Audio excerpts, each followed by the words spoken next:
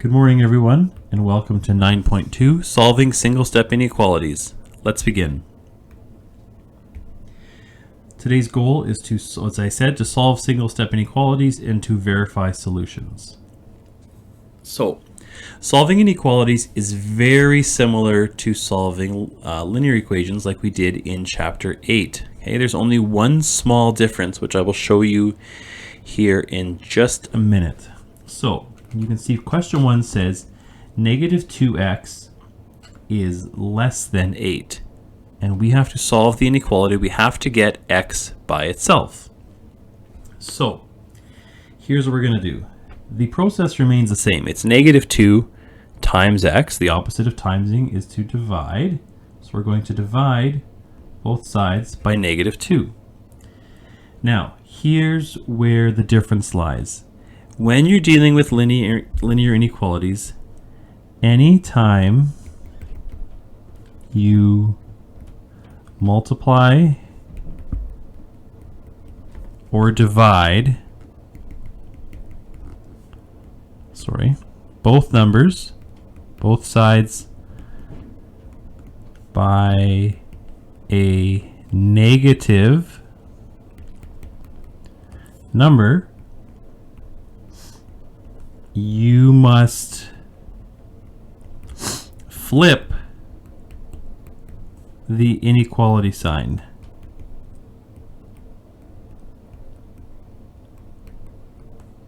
Okay, so here's what that looks like. We divided both sides by negative 2. So the negative 2 and the negative 2 cancel, obviously. And now our answer becomes x. It was less than, but now that we divide it by a negative, it becomes greater than negative 4. Okay? So if you divide or multiply both sides by a negative number, the inequality sign flips. That's the only difference between what we were doing in Chapter 9 and what we're going to do what we did in Chapter 8 and what we're going to do in Chapter 9. Okay? So anytime you multiply or divide both sides by a negative number, you must flip the inequality sign. Question B says x minus 3 is greater than or equal to 2. Well, it's minus 3. The opposite is to add 3. We do that to both sides. 3 and 3 cancel. We're left with x is greater than or equal to 5.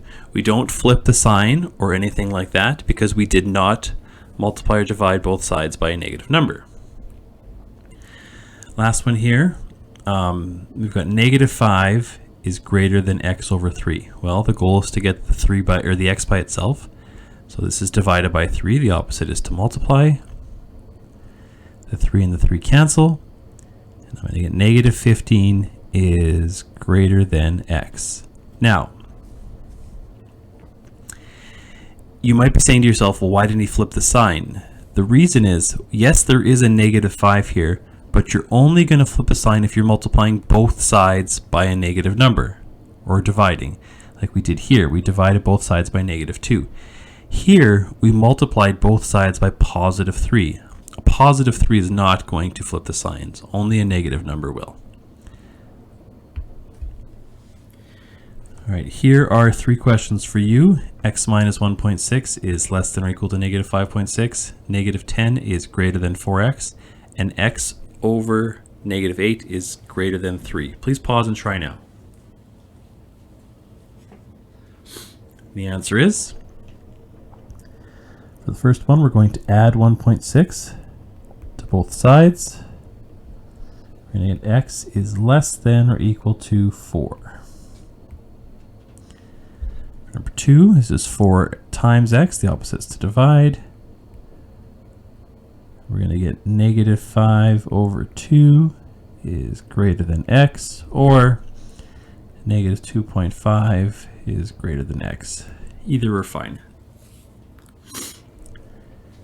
Finally, we've got to multiply both sides by negative 8 here.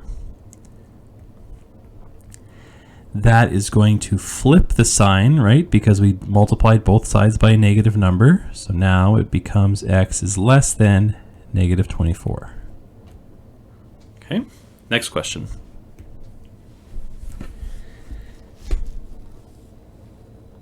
it says Trevor was asked to solve the inequality negative 2x is greater than or equal to 11. He represented his solution x is greater than or equal to negative 5.5 on a number line. Verify whether Trevor's solution of the inequality is correct. So let's take his answer. Sorry, let's take his question and solve it and see if he's got the correct answer. So to solve this, we need to get the x by itself.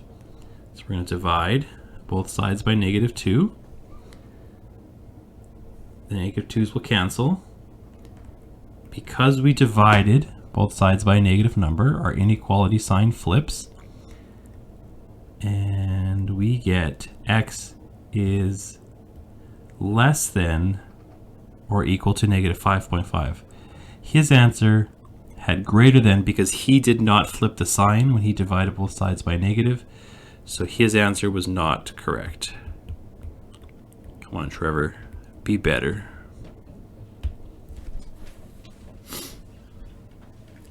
All right, so here I want you to solve these two. I will write them down for you.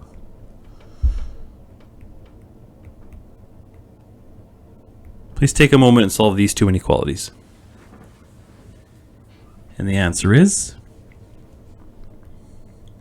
this is x minus 12. The opposite is to add 12 to both sides. X is less than or equal to 32. And here we are going to divide both sides by negative 5. X becomes greater than negative 6. We flip the sign, of course, because we divided both sides by a negative number. All right, next is a problem-solving question. It says a game store is offering games on sale for $12.50, including tax. Sean has set his spending limit at $80. How many games can Sean buy and stay within his limit? Okay, so a lot of inequality questions deal with problem-solving. The method for solving problem-solving is the same as it was before. We're always going to start by establishing our variable. What does x equal? What is he buying? X represents the games, because I want to know how many games can Sean buy. Now, here's where mistakes are made. This is a linear inequality. You cannot use an equal sign in your equation. You have to use either a less than, a greater than, a less than or equal to, or a greater than or equal to, depending on the question. So we know his limit is $80. We know that we have games, and we know the games each cost $12.50. We have to decide what's the sign we're going to use here. Again, if we're going to use less than, greater than, less than or equal to, or greater than or equal to. Well, his spending limit is $80. He has to spend less than $80, or he can spend $80 exactly. So he can spend less than or equal to $80. He can't go over that because that's not in his budget. So now, to solve this, we divide both sides by 12.5.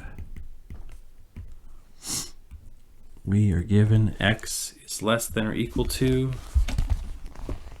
quick calculation here. X is less than or equal to 6.4. Now, of course, you can't buy 0.4 of a video game, right? So in order for how many questions or how many games can Sean buy? He can buy less than or equal to 6 games. If he goes to that 7th game, he'll go over his budget, but he can buy 6 games and stay within his budget. Next question. This is the last one. It says Yvonne is planting trees at a summer job. She gets paid $10 per tree, 10 cents per tree planted. She wants to earn at least $20 an hour. How many trees must she plant per hour in order to achieve her goal? So, X is the trees. That's our variable. We know that she wants to earn, so the trees is 10. She gets paid 10 cents per tree, 0.1, and she wants to earn at least $20 an hour. So the sign we're going to use, she wants to earn at least $20 an hour. So she wants to earn 20 or more per hour, right? She doesn't want to earn less. So the inequality will be greater than or equal to $20. Now to solve that, we divide both sides by 0.1. And in order to earn $20 an hour, she needs to plant greater or equal to 200 trees per hour. Okay, so the most important point of these problem-solving questions is deciding which inequality sign to use. The method for actually solving the question, like the dividing or the multiplying, most of you are pretty good at by now, but you have to make sure you're deciding what is the correct sign to use. Here is your assignment, page 357, 5 to 14, 16, 18, 19, 22, and 23. There won't be a quiz tomorrow, but we will review 9.1 and 9.2 tomorrow and then have a quiz probably when we return after that. Thank you. Have a good day.